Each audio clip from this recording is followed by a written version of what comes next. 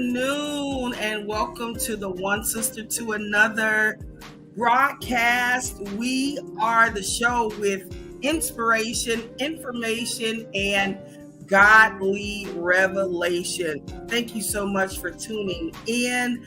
I am here this morning. We have a great show for you. This month's theme is called Minding Your Own Business. And so this week, we just like to continue with our topic from last week, which is credit, because it's such an important topic. And I have with me a great guest today. Do me a favor, wherever you're watching from, click like, tag, share. And if you're watching on YouTube, go ahead and subscribe so that you can get all of our updates. But this afternoon, I have with me none other than Nefertari Nzinga. She's a financial literacy specialist, and she is here to help us today to continue to mind our own business as far as credit is concerned. Angela Johnson, our host, has joined us. Hey, Angela. Hey, everybody. So happy you guys could join us today. And of course, I love my Mate. Yes, I do. Because of course, she's the girl you can pass the mic to at any time. Carry on. Hey, guys, how you doing today? Sister, I think that's your middle name, Nzinga. Thank you. I am so happy to be here. Listen, I am just, whenever I get a chance to just put information out there, I'm always excited. So I really appreciate you guys for having me.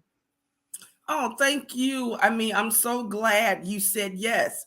So I know you've been doing the credit, literacy for a while, financial literacy for a while now. Ask you, I always start with people as it relates to credit. Is cash still king? Definitely, cash will always be king. However, there's power in credit. I would never tell anybody that cash is not king. It will always be king. Credit, like I said, however, is power. We need credit for just about anything, including getting auto insurance. I don't care how much cash you have, you can't get a good rate on auto insurance if your credit is bad. You can't get a good interest rate on credit cards or a car loan if your credit is bad. So that's definitely where the power is at. And ultimately, you end up saving money. So again, cash is king and credit is definitely power for sure. Oh, okay. Awesome. Good answer. So I see that you have coined yourself the bank builder. Tell us a little bit about that.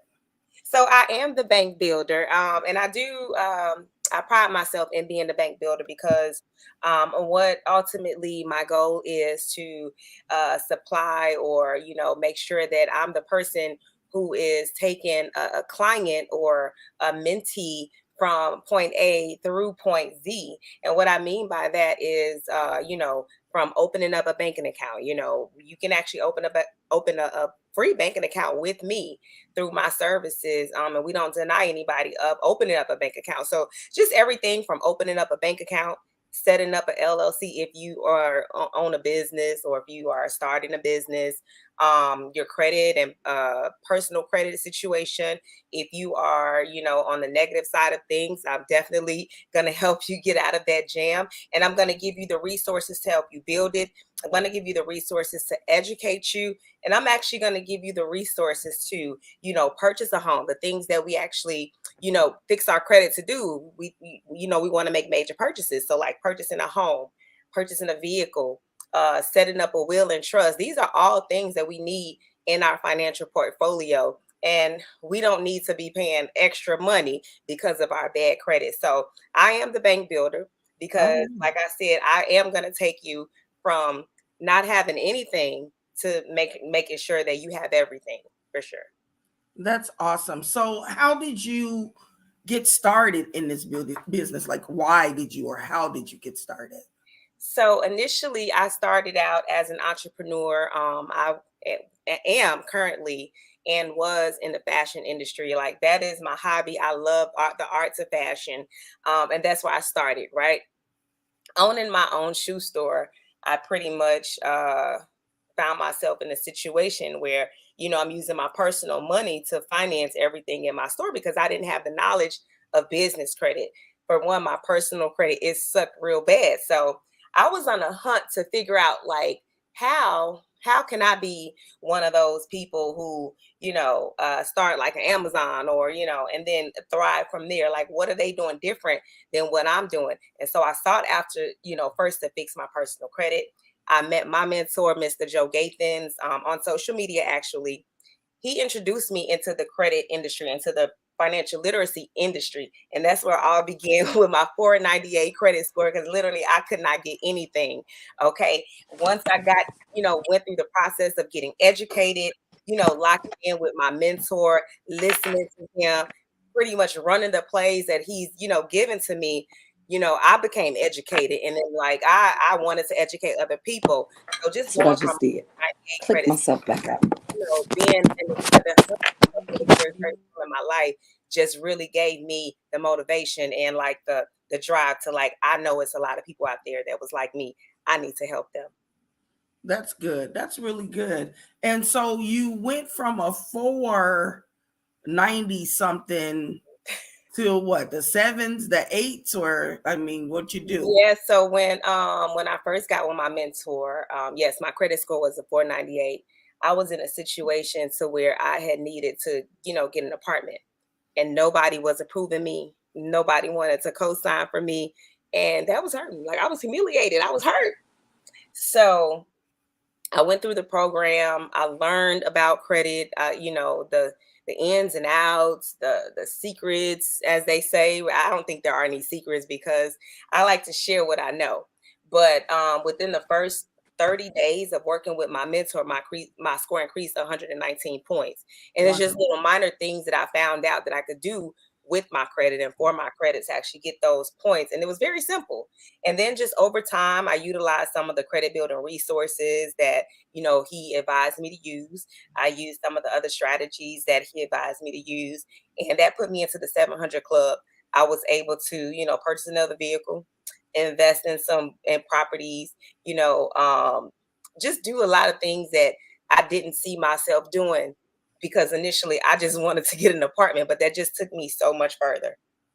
That's awesome. That's awesome. And so you said that you increased like 119 within the first 30 days, but I mean, typically though, I mean, what are the results that your clients have seen? I mean, I don't think you want to say, hey, you can or you will get, increase 119 points within 30 days. Like what are some typical results? Like, I mean, realistically speaking, if someone came to you and said, hey, my score has tanked, I'm in the fours, my goal is to get to, I'll say a 750, what would you tell them?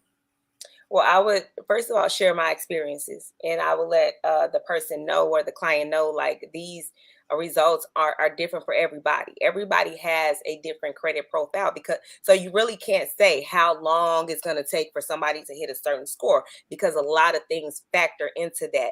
You may have a client A with 4 credit cards that he has been paying very, very well on time, and an auto loan that he has been paying very well on time. He makes 2 late payments on one credit card, and then his score drops 80 points, right? Within 2 months. And so that person, if we're able to update those 2 late payments, he's going to get those 80 points back. And if we're able to add like a trade line to it, or I don't know if you guys are familiar with primary trade lines, which I can, kind of go into that if you're not. But when you add the trade lines on there, that's an even higher score. So somebody like that who, we had one dispute, they may see the results within the first dispute, one dispute, or 21 days or something like that, as opposed to you may have somebody with this very same credit score with 60 items on their credit report, right? And you may have like 90% of those items might be good, but then you may have 10% that are not so good, right? Mm. And so as we take those negative items off, you're not going to get as high as an increase well, I'm going to say you're not going to get as many points so fast if everything doesn't come off at once, because then you still have those negative items on there, if that makes any sense. So everybody's credit profile is different. You can, like, I never tell anybody a time frame. What I do say is that a lot of our clients see results within the first 30 days, and which is true. You know, we do little things like update personal information, and that could, you know, increase a person's credit points. Removing some inquiries. It just depends on the person's profile. Yeah, because I've heard like little things as far as like just making sure your name is spelled correctly, making sure your address is correct. I mean, getting rid of all of your old addresses. How important is it to have your job on your credit report or your credit profile? How important is that? So that's, I feel like it's important, because, and you don't want to have a lot of different jobs on your credit report, because they look at things like history as well. That's a percentage of your credit score, right? I want to say it's about 10%. So they look at the history on your credit report, and they say, okay, how long has this person been on this job? That factors into the score, you know. And so it's all those little things like that. Even as far as the zip code, and a lot of people don't even know this, zip codes make a big difference. If you live in, and I'm actually from the 60612 zip code, and that's a economically challenged neighborhood. Okay, it's not the richest. Okay, but I'm gonna say it's on the more of the poor. Could you agree with me, Maite? It's on the poor Right. end of the Yeah. spectrum, right? And So we're climbing. So we're yeah. climbing for sure. And so, like, if I were to use a zip code such as 60612 when I go and apply for something, as opposed to like a downtown zip code or like a Burr Ridge or a place or area where there's wealth, I'm gonna say 60601. That's a downtown zip code. I'm gonna have a higher chance of maybe getting more funding if I apply for a personal loan or like a credit card. I might get a higher limit, because that is also factored into um, what the lenders look for. Great. So Wow, I never knew that. Yeah. That's a, I mean, y'all, you guys agree? That is a shocker. It really is. And I never really gave much attention to that. But I guess that makes a little bit of sense. yeah. Yeah, Mike, you they mind are if I very. throw something in there real quick to her? Um, Nefertari, you mentioned a lot about making sure that that credit is stable. The credit is stable. What do you think that why if I have good credit, what kind of power do I have if I have some stable credit? And what do you call stable credit for that reason? Okay. So let's answer the first part of the question. What kind of power do you have if you have a good credit score or a stable credit? You have more purchasing power, for one. As opposed to somebody, I'm just gonna say for example, you go buy a vehicle, right? You have me with the 498 credit score, not a lot of things going on there. And let's just say I do get approved for a vehicle, which is highly unlikely. And then we have you, Miss Johnson, with a 750 credit score. You pay all your bills on time, whatever. So you can go into a car lot. They're gonna, first of all, they're not gonna ask you for any check stubs. They're not gonna ask you for basically anything. You're pretty much gonna go in there in your jogging suit and flip flops or however you're gonna show up, right? And they're gonna let you drive off the car, probably with no money down. You're gonna have a low interest rate. So for one, you're gonna be saving money. There's money going back in your pocket, right? You didn't make a down payment. Your interest rate may be 4.5 or whatever. Or possibly And zero. I mean, or depends. zero, it depends, right? And therefore you're saving money. And by the time you get through paying off a $20,000 car loan, let's just say you end up paying 25,000. I'm just throwing some numbers out there, right? As opposed to somebody like myself with 498 credit score, they're gonna probably approve me, if they do, with like a 32%, 26% interest rate, which will be, for one, a lot of money. And then they're going to require me to make a down payment. So for one, it's more expensive for me. And then for two, I'm probably going to end up paying about $40,000 for that $20,000 vehicle.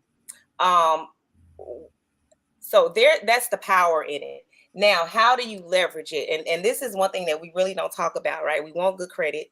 We want to get all these loans and all these lines of credit, but what happens when we get these lines of credits and these loans and we can't afford to pay them back, right? That's the big problem in our community. So once we get you to a 7-something credit score, we're not going to go out and make frivolous purchases because we can't afford them, right? So what we're going to do is we're going to budget, right? I like to teach my clients how to budget, right? I like to teach my clients how to liquidize your credit card. So there's a system where a lot of the credit cards, and this is really important. A lot of the credit cards, they have like rewards, or you get points and things like that. So let's just say if you travel a lot, and when you every time you use your credit card, you get points, right? You get points for using your credit card. Those points essentially kind of transfer into dollars because you're able to use those points to make purchases, to buy flights and things like that. So if you look at it like somebody who's gonna go and spend $500 for a flight, you may be able to get it for free. So that's another $500 in your pocket. These are just some examples on how using your credit card, because I always tell people you definitely don't want to use more than 10% by the end of the month. At the end of the 30 days, you want to make sure you get your credit card down to under 10% of the usage, right? So if you use your credit card and you're trying to build, I say use it for gas. And then by the end of the month, you're using it. Every time you swipe, you're getting points, right? You're using it, and then you pay it off. Instead of using your cash, you want to use that credit card. And then the more you use and the more you pay it off, those lenders are looking at that and they're saying, because ultimately they want to make money off you. So they're going to keep giving you higher credit limits in hopes that maybe you will not pay as much back so they can make more money. Right. And they're going to make the money by charging you interest, right?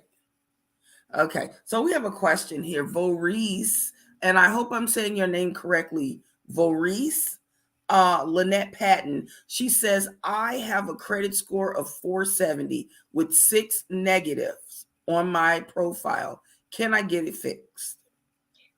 Definitely. I believe she said, how can you get it fixed? Definitely, you can definitely get it fixed.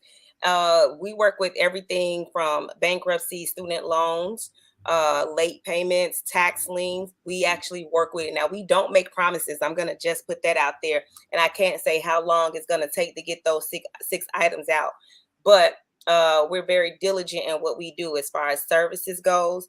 We'll do a detailed analysis on your entire credit report. Anything that's negative, we go after it right away. Now, if you're somebody, Maurice, who says, you know what, I want to do it myself, I want to learn this myself, we do actually have that option for you. Again, I'm a mentor, so we do have the option to where we can actually teach you how to do it yourself and kind of go from there. If that makes sense. Great. Okay. I'm sorry. I probably read it wrong. I didn't know that she said, how can she get it fixed? But Varice, does that answer your question? If it doesn't, then come on back and let us know. But Angela, you want to jump in or you want me to continue to go?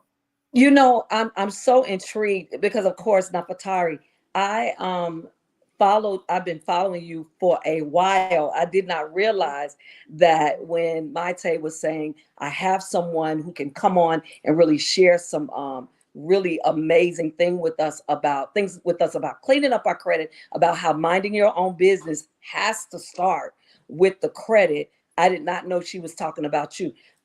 There is a saying that you use, and I believe one of your mentors gave this saying to you. He said, if you don't find a way to make money in your sleep, you'll work until you die. Can you talk to us in reference to credit about what that, what's the meat of that really? Let's take it on in to the folks who think that we're just gonna overnight, we're just gonna end up having this money, being able to do whatever we want to do. But really we need a plan, right? Yeah, definitely need a plan. Proper And planning prevents poor performance, I believe. yeah, okay. Angela. Miss Angela. That's all my Uh-oh. executive. Okay, don't blame Uh-oh, me. Angela. Yes, I love Sorry. it. Sorry. Go ahead. I love it. Go Listen, ahead. um, residual income is something that we were not taught in our community. I'm guilty, and I'm not sure if you guys have ever heard of it. I didn't hear of it until I got in like network marketing, that type of industry, right? Which was just like a few years ago. But definitely residual income is definitely something that we all need. Every millionaire, every billionaire has a source of residual income. You can as far as it relates to credit, everybody needs credit. That's an industry that's never gonna go out of style. There's a lot of companies, and no shade, no shade, no shade, no shade. I love detox teas. I do. I love the Tupperware stuff that a lot of the companies sell. I do that offer the residual income. I love Mary Kay. I actually use the products myself. I love Melaleuca, right? I love that stuff. But at some point, people are not. It's not a need. It's more of a want. It's more of a desire. More of a want, right? Credit, personal credit, business credit. That's no longer a luxury. That's a necessity. You need that stuff. And as our children are getting older, they're going to need it. So we're never running out of people who actually need our services. We're never running out of people who actually need uh the mentorship, the knowledge, because that's something that runs America. America is a business and it's run on credit, right? We learned a lot. Well, I'm not going to say we learned a lot, but we were enlightened a lot by Donald Trump, who has filed bankruptcy a million times, and still today he has a lot of money, right? Mm-hmm. So I'm not, by no means am I saying go out and file bankruptcy. I would never advise anybody to do that. However, credit though is definitely an industry, is definitely a service that will not ever go out of style. Okay, is definitely a service that we push residual income for. And definitely, if you're somebody who, again, wants to make residual income, I am the bank builder. So I definitely can show you. All you have to do is you can go to my Instagram page, go in my bio. You can schedule a free consultation, and we can go more into depth for that. Thank you for putting that up for me. Did I answer the question? You did, and of course, these are questions that we'll probably keep answering as we go along. Yeah. Tell us something, of course, and I guess my other reason for loving that you're here and that Maite actually suggested to our team that she brings you in and talk to us is because Maite is kind of dealing with the same thing, by way of her own business. But I want you to share with us what are some of your can you share with us? I pray you didn't already. Y'all forgive me. I'm having technical difficulties, and it's not of my own. I want to hear everything that's being said. I've been so excited all week because I wanted to hear. What are some of the common mistakes you think people make as it relates to their credit? I just heard you speak somewhat to the bankruptcy portion of it. Can you flip back? Let's flip back there for just a second. So, Okay. a person like me gets divorced, and now I'm handed a burden of debt, so to speak. What is there in place because I've had good credit? I still got good credit, but I've had good credit. Let's say hypothetically, though, somebody like me, now that I don't have that second income anymore, now I'm in a situation. How can I best stand so that I can remain stable in my credit? Have that So I other wouldn't income. say, yeah, I wouldn't say bankruptcy is a horrible mistake, because that is Yeah, something talk that, to us about that a little yeah, bit. that is something that we can also will get removed from your credit report. However, a lot of people don't know that they have options aside from bankruptcy. So with a situation like that, when a person got divorced and left with all this debt, what we could do is we can first go after and dispute those items. So what we do is we do a very detailed, and you'd be surprised, like of human errors. So the credit bureaus, they have people who actually do data entry, and it's millions that come through that office, in a matter of days or whatever.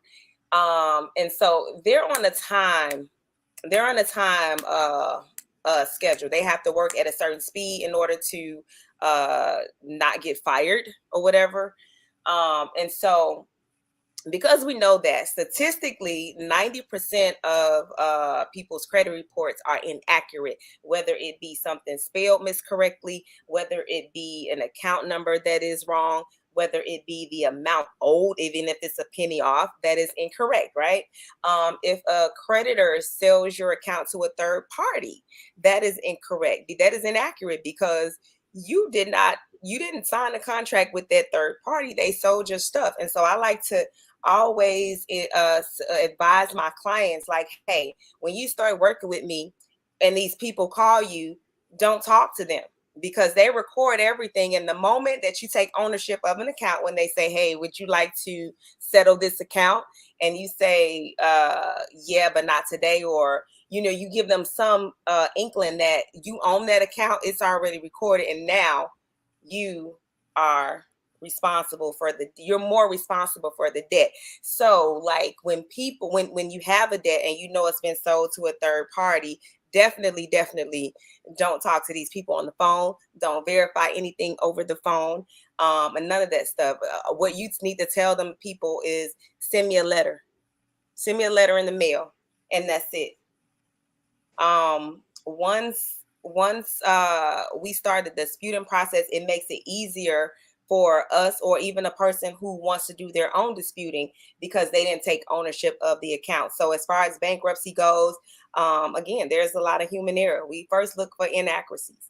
We go ahead and dispute it, and you'd be surprised that some of those debts that are part of their profile because of a divorce or something like that, we can actually get those off. Not 100% of the time, because everybody's situation is different. It may take more than one dispute, but definitely I would say let's try and get this information updated as opposed to filing bankruptcy. Now you have some people who have like their licenses are on the line, or something like that, and they have to have their license valid, because of a job or whatever it is, right? Then in those cases like that, then I wouldn't say don't go file bankruptcy, but I would probably let them know that might be the best thing for now, to kind of keep your license or whatever, and we can definitely go back and get that bankruptcy removed. We love it. We love it. Go ahead, Maite. I think you got a question that someone is trying to ask. Yeah. So, Lady Reborn is asking, are online banks like go-to banks good to use? Are you familiar with go-to bank? I'm not familiar with go-to bank. I think I may have seen the logo or may have seen it somewhere, but definitely I'm not familiar with it. But as far as our online banking goes, we try to save you money. Everything is free. We don't do bank fees. We don't do overdraft fees. We don't do debit card usage fees. We do offer direct deposit. We do approve everybody. And you're also able to build your credit using our debit cards as well. Wait, what do you mean your online bank? What do you mean? We have an online banking. Oh, really? Yes.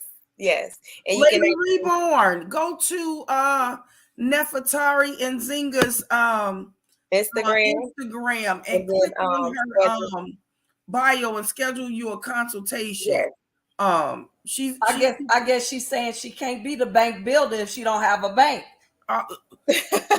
You know what, Angela? That does make sense, don't it? Right? Yeah, that makes sense, right? Okay, bank builder. did I see another question? Did someone else ask another question? Because I can just keep going. My question is, you talked about, let's back up. You talked about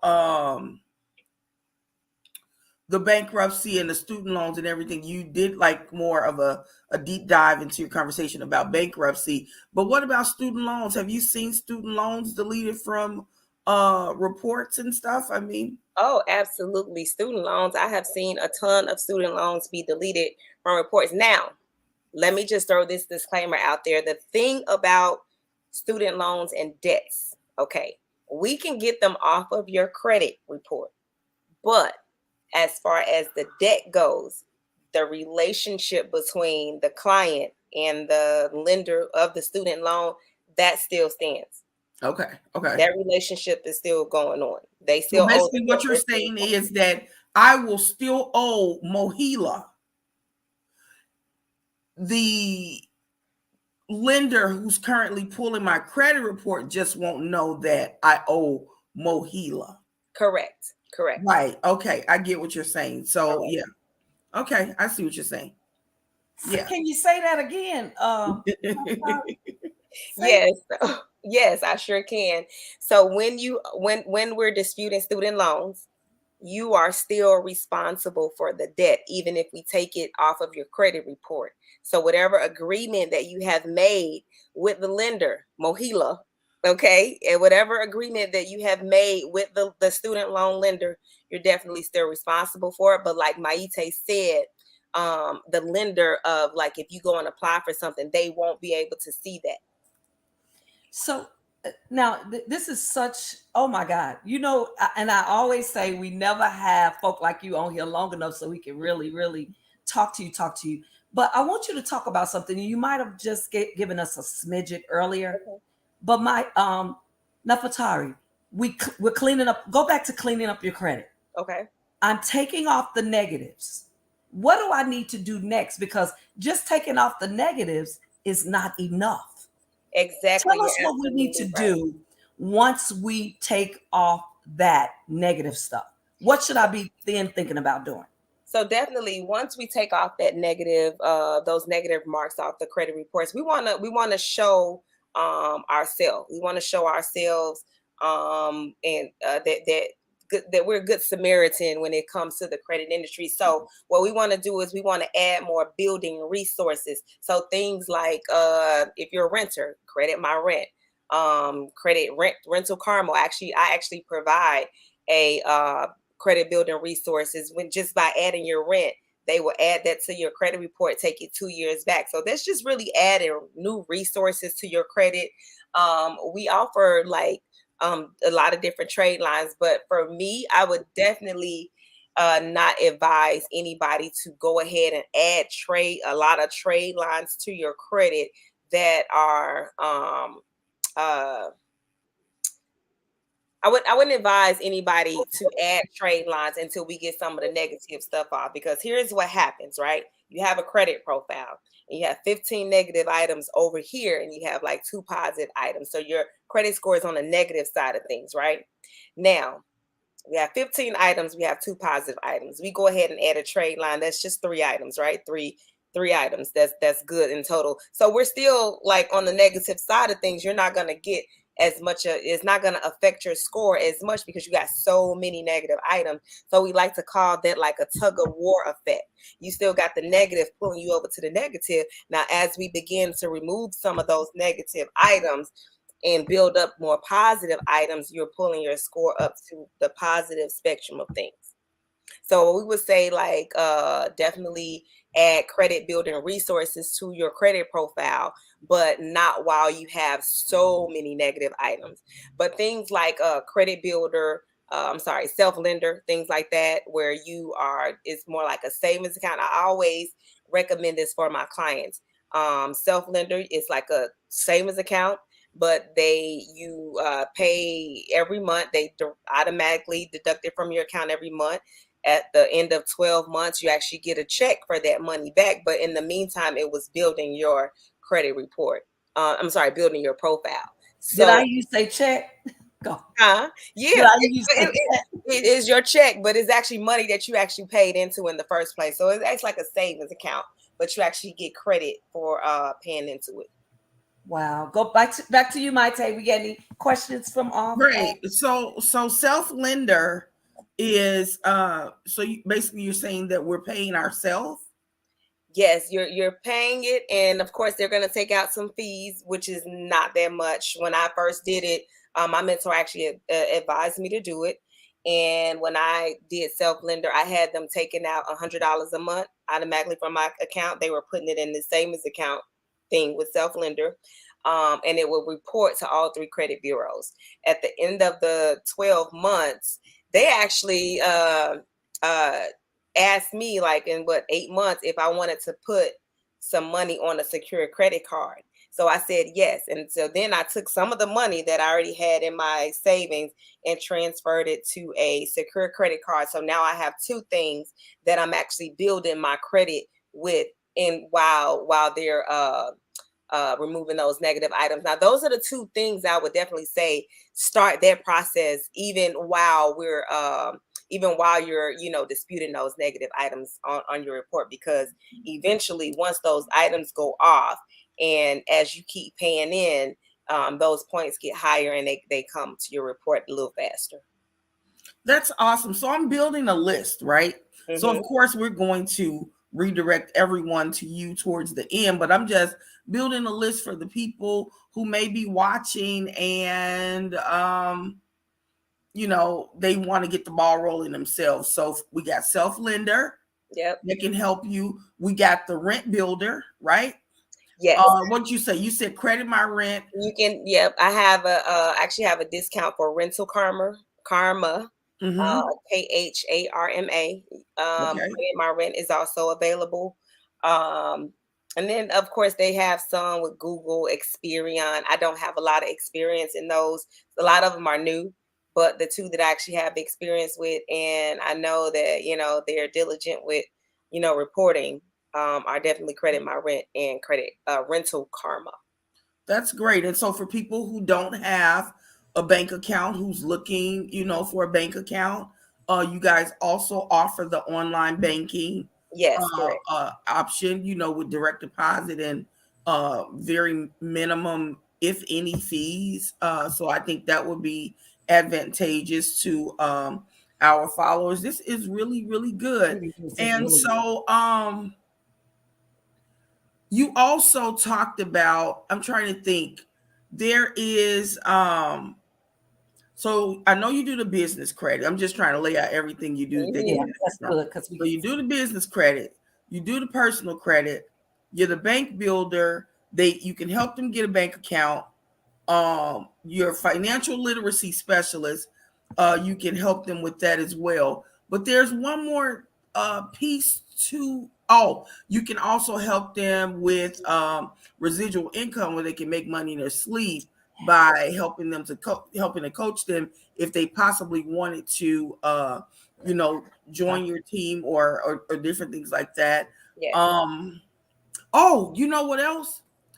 We talked about offline. We talked about you being able to help people to get cars, like your company can help people with a car loan, right? Yes, absolutely. And so what we do is we do have a mall of lenders, right? So when you go to a car lot and they run your credit, they're going to hit your credit about 15 or 16 times. You're going to have about 15 or 16 inquiries on your credit report. Through my system, what we do is we do a soft credit pool, and we shop with that one pool over 37 lenders, and we get different options, we're able to provide the clients with different options that they can actually choose from if they get approved or whatever. So the cool thing about it is a lot of times when you go to a car lot and you're buying a car through the actual car lot, you're going through them. So they're going to tax you. They're going to put all those fees on there. They're going to make you do the deposit. They're going to upcharge you on the vehicle because everybody has to make a commission, right? Now, when you go through the loan process with us, the auto loan process with us, we provide you with the check. So it's like you're going to the car lot and With you're cash. saying, with With cash. your Like, negotiating power. give Come me a on here. cash price on this 2021 Chevy Impala. It's going to be a lot less than the sticker price that is already on there, and then you don't have to worry about the fees and the interest rates and all that other stuff associated with buying a car from the direct auto place. But put me in a Benz though. I don't want to be in a Chevy Impala. Baby, So listen, go back. So go. Benz, Yeah, Lexus, I'll take a GLE 43. okay. Bright white with peanut butter interior. That's what I Okay, you want. fancy girl. Okay. All right, I can tell you. Now, Exactly. Batari, can you tell us though too? Can you throw out there for our listeners, our watchers today, what a soft a soft run of that credit is? What exactly are you saying if you say soft? So, as opposed to a hard pull where it hits your credit report and give you that inquiry, and typically it stays on for 2 years, quote Yeah. unquote. Soft pull is basically you pulling your own credit and giving us access to the credit report, and we use that credit report to shop the lenders. It's always a soft pull whenever you do like a credit monitoring service. If you sign up with what is that, Credit Check Total or Experian, you sign up with them, you're going to get a soft pull because they have to softly pull your report to show you what it is. So it's the same thing. So also I want to throw this at you real quick. God, we're running out of time, of course. But you also state while you're doing this one video out there, and I was listening to it on last couple of days. Come on, and I believe in it. And I believe Maite will agree as well. Your network Is your net worth. is your network. Yes, Huh? absolutely. Who you hang around? If you hang around with fleas, come on here. Okay, so your network, come on. The old folks used to say it a different way. So your network is your net worth. Talk to us about that as it pertains to my credit being stable, being able, even all the things that Maite mentioned that you have already shared. So even if we're just going to remove credit from that, we're just going to just say your network, period. Okay. Your network. You tend to, of course, you don't want to be the smartest person within your network, right? Because now you're not being poured into, even though you're emptying your cup and you're not being filled up, right? So I'm trying to say this without sounding like I'm taking a shot at my old team, Okay. But hanging around with people who can't give you valid information, who can't help you grow in any area, will keep you stagnant, because where are you going to get the information from? Where are you going to get the motivation from? Having a different lifestyle, it takes more than just information. It takes execution. And so a lot of times we have information and we don't utilize it, we don't execute, and we don't act upon it because we don't have that motivation from the people around us. You don't want to be the bum of the group, right? So if you're around everybody who are millionaires and you start off being the bum of the group, you're gonna do something about it. You're gonna make sure, like, hey, you know what? I'm hanging around at this country club with these people every day playing golf, and I don't have what they have. Eventually, I'm gonna have what they have because I'm paying attention to their lifestyle. Their actions are rubbing off on me. So when I go home at night, I can't sleep because I'm feeling inferior to my surroundings. So now what am I going to do about it, right? I'm going to make sure that I do everything in my power to make sure that I'm learning from them. I'm executing what they're saying, following the blueprint of what they're following. I'm asking questions. I'm getting information because I'm tired of being in my situation, right? So definitely you want to get around people who have more than what you have, who know more than what you know, because that's going to first elevate you, right? Increase your net worth, right? Because now you're able to pour into other people and you're able to help other people and you're able to kind of spread the information that you're getting. So I'm not saying like, you can't go around the same circles that you were once a part of, but you got to be diligent with how much time you spend in each circle. So I have not, like, dismissed my friends, but I limit the amount of time that I'm spending in the circle. So if I'm able to bring them value, that's what I'm doing in the time that we're spending together. But Nefertari, didn't somebody say, and Mate, you will agree as well. Someone says some people are for reasons and some for seasons. But how Mhm. about if we had to take what you just said to church? I would probably give it to us this way. This is what one of my former pastors says. He says, if they don't add to your life, correct your life, or protect your life, you Mhm. could just about just let them go, right? Because we owe no man Absolutely. nothing but love. Add to my life, Absolutely. correct my life, protect my life.